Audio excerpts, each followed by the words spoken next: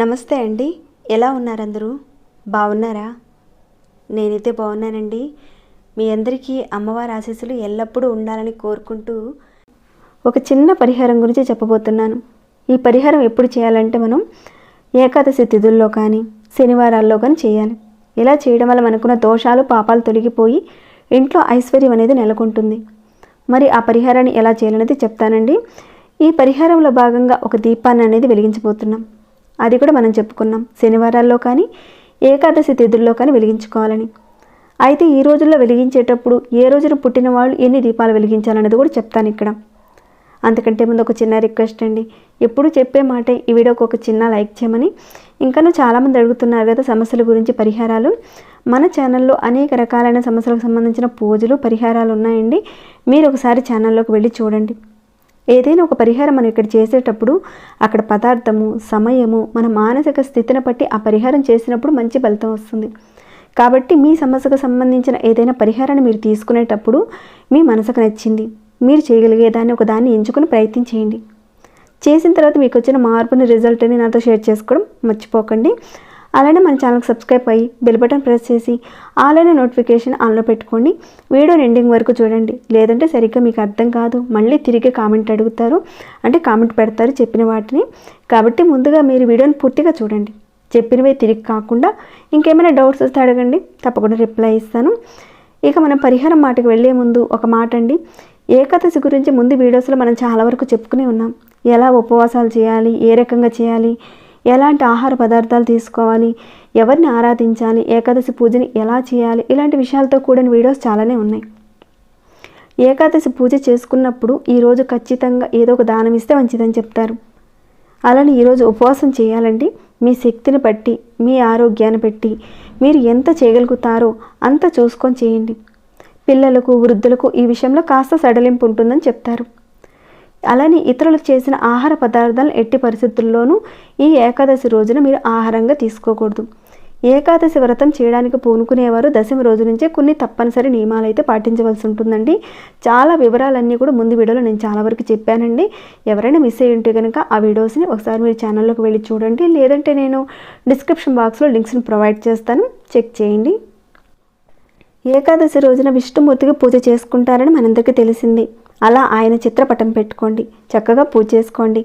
ఆయన చిత్రపటం లేని వారు, విష్ణుమూర్తికి సంబంధించిన అంశంలో కలిగిన వారు, రాముడు కానీ అలానే వెంకటేశ్వర స్వామివారిది కానీ ఏదైనా సరేనండి, పటం పెట్టుకుని చక్కగా ఏకాదశి రోజున ఉదయమే బ్రహ్మీ ముహూర్తంలో లేచి పూజ చేసుకుంటే మంచి ఫలితాలు ఉంటాయి.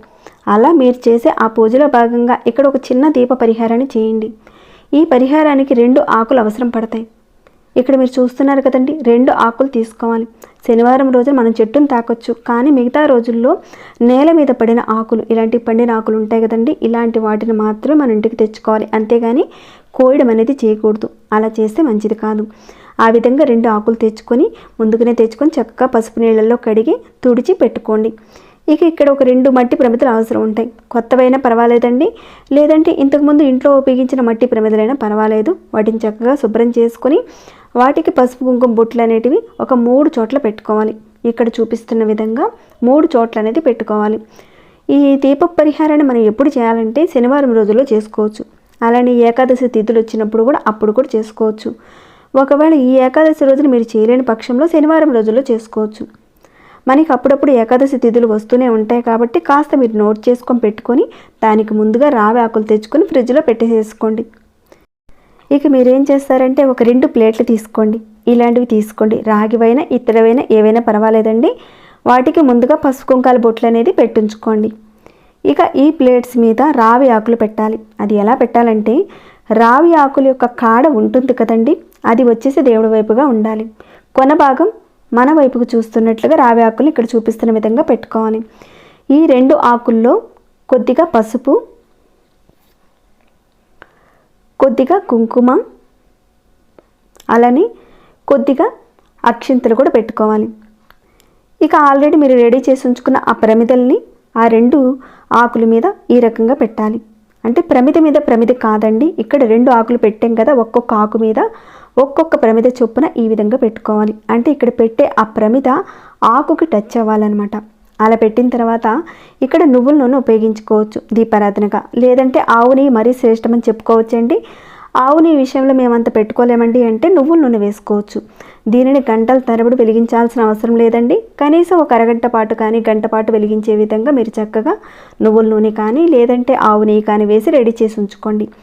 తర్వాత పసుపు ఒత్తులు తీసుకోండి. పసుపు ఒత్తుల్ని ఎలా తయారు చేసుకోవాలి, ఇంకా చందనపు ఒత్తుల్ని, కుంకుమ ఒత్తుల్ని, గ్రీన్ కలర్ ఒత్తుల్ని ఏ విధంగా తయారు చేసుకోవాలన్నది కూడా ఒక వీడియో పెట్టానండి. చూడని వారు ఎవరైనా ఉంటే కనుక ఒకసారి చూడండి. ఏదైనా పూజల్లో కానీ పరిహారం విషయంలో కానీ మన చేతుల ద్వారా మనం తయారు చేసుకున్న వాటిని ఉపయోగించడం వల్ల మరింత శ్రేష్టమని చెప్పుకోవచ్చు. అధిక ఫలితాలు కూడా ఉంటాయి. ఆ విధంగా 2 ఒత్తులను తీసుకొని ఒక ఒత్తిగా ఒక్కొక్క ప్రమిదల్లో వేయాలి.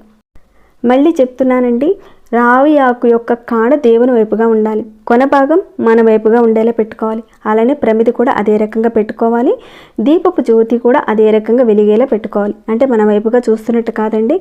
ఎప్పుడైనా మనం తూర్పు వైపే కదా వెలిగిస్తామో దీపారాధన, అదేవిధంగా రావి ఆకు యొక్క కాడ కూడా తూర్పు వైపుగా పెట్టుకొని దీపారాధన కూడా అదే రకంగా చేసుకోవాలి. అగరబత్తితో కానీ లేదంటే ఏకహారతితో కానీ దీపారాధన చేసుకున్న తర్వాత చక్కగా పూలతో అలంకరించండి. ఇక్కడ చేసే దీపారాధన విష్ణుమూర్తికి వెళుతుంది కాబట్టి విష్ణుమూర్తికి చక్కగా మనం పసుపు పూలతో అలంకరించుకోవాలి. అంటే ఆ దీపారాధనలోనే విష్ణు భగవానుడు ఉన్నాడని మనం భావించుకొని పసుపు పూలతో చక్కగా అలంకరించండి. పసుపు పూలు దొరకని పక్షంలో మీరు సువాసన కలిగిన పూలతో చక్కగా అలంకరించండి. ఈ విధంగా చేయడం వల్ల జీవితంలో దోషాలు పాపాలు ఏవైనా ఉంటే అవన్నీ కూడా తొలగిపోతాయి. ఈ దీపపు పరిహారం వల్ల మనకి అష్టైశ్వర్యాలు సిద్ధిస్తాయి. అలానే రావి చెట్టులో ముక్కోటి దేవతలు కొలువై ఉంటారు. అందుకని రావి చెట్టు కింద కూర్చొని ఉన్న గణేశుని పూజించడం చాలా మంచిదని చెప్తారు. మంచి ఫలితాలు ఉంటాయి. రావి చెట్టు మూలలో బ్రహ్మ, మధ్యలో విష్ణు, ఆకులు పైభాగంలో శివుడు ఉంటాడని మనం నమ్ముతూ ఉంటాం. అందుకే రావి చెట్టు ఆకుల మీద దీపారాధన చేస్తే చాలా మంచి ప్రయోజనాలు ఉంటాయి. ఈ రావి ఆకుల దీపాన్ని 16 శనివారాలు చేయండి. అంటే మీరు శనివారం రోజున చేద్దాము అనుకునేవారు 16 శనివారాలు చేయండి. లేదంటే ఏకాదశుల్లో మేము చేస్తామండి అంటే కనుక 16 ఏకాదశులు చేయండి. అద్భుతమైన ఫలితాలు ఉంటాయి. మీరు ఏ శనివారం నుంచి అయినా సరేనండి ప్రారంభించుకోవచ్చు. మీరు ప్రారంభించి మీరు పూజ చేసుకునేటట్లయితే, అంటే ప్రతిరోజు మీరు పూజ చేసుకునేటట్లయితే మీరు కంటిన్యూస్గా ఒక 48 రోజుల పాటు ఈ రకంగా మీరు కొనసాగిస్తే, అంటే రావి ఆకుల మీద దీపారాధన మీరు చేసుకున్నట్లయితే అప్పుల బాధలు ఏమైనా ఉంటే కనుక అవన్నీ కూడా తీరిపోతాయి.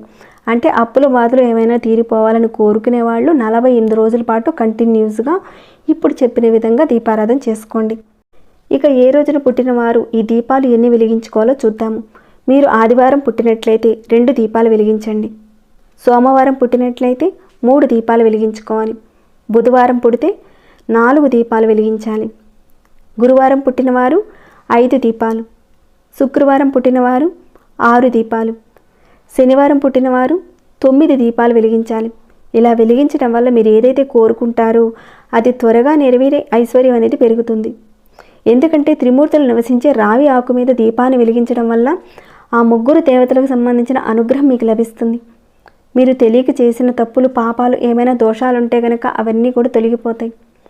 అందుకని మీరు ఈ ఏకాదశి రోజు నుంచి కానీ లేదంటే శనివారాల్లో కానీ ఒకవేళ ఈ ఏకాదశి రోజున మీరు చేయలేని పరిస్థితి ఉంటే ఏకాదశుల్లో చేసుకోవాలని మీ మనసుకు వస్తే కనుక ఏదైనా ఒక ఏకాదశి రోజు నుంచి మీరు మొదలుపెట్టి 16 ఏకాదశులు చేసుకోండి. ఏకాదశి రోజున చక్కగా అందరూ ఉపవాసం ఉండి జాగరణ అనేది చేయాలండి. ఆ సమయంలో విష్ణు సహస్రనామం, విష్ణుమూర్తికి సంబంధించిన భాగవతం ఇలాంటి వాటిని చదువుకోవడం వల్ల చాలా మంచిదండి. మీకు సమీపంలో దేవాలయానికి వెళ్ళి ఆ విష్ణుమూర్తిని దర్శించుకోవడం చేయండి. తప్పకుండా మీరందరూ చేస్తారని నేను భావిస్తున్నానని. ఇదండి ఈ వీడియో మీకు ఎలా అనిపించిందనే మాట చెప్పండి. ఇంకేమైనా డౌట్స్ ఉంటే అడగండి, తప్పకుండా రిప్లై ఇస్తాను. ఇంకా లైక్ చేయకుండా ఉంటే ఒక చిన్న లైక్ చేయండి. సబ్స్క్రైబ్ కాని వారు మన ఛానల్కి సబ్స్క్రైబ్ చేసుకుని ప్రతిరోజు మన ఛానల్లో ఉన్న వీడియోస్ని చూస్తూ ఉండండి. మరొక భక్తి వీడియోలో మళ్ళీ మిమ్మల్ని కలుసుకుంటాను. అంతవరకు సెలవు.